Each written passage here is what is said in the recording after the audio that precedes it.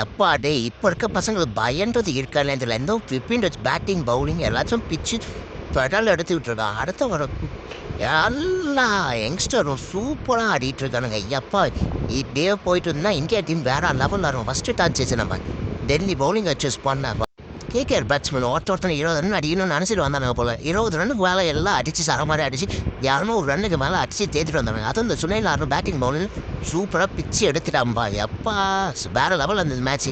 அடுத்து நம்ம பவுலிங் சும்மா சொல்ல விட வர எல்லாம் வரிசையாக டக்கு டக்குன்னு வைக்கிட்டு எடுத்து 204 உள்ள முடிச்சுட்டாக்கி. அடுத்த பேட்டிங் வந்து நமக்கு டெல்லி ஓப்பனிங் பேட்ஸ்மேன்லாம் நம்ம ஃபேப் இஸ் பேக்குன்ற மாதிரி ஃபேப்பை தவிர மற்ற எவனும் அடி டப்புன்னு விக்கெட்டோட என்ன விக்கெட் போனாலும் நம்ம ஃபேமும் அக்செப்ட்னு சேர்ந்து ஓரளவுக்கு கொடுக்க. அடுத்து வந்து நல்லா ஃபைட் பண்ணா நம்ம விபின் ராஜியப்பா.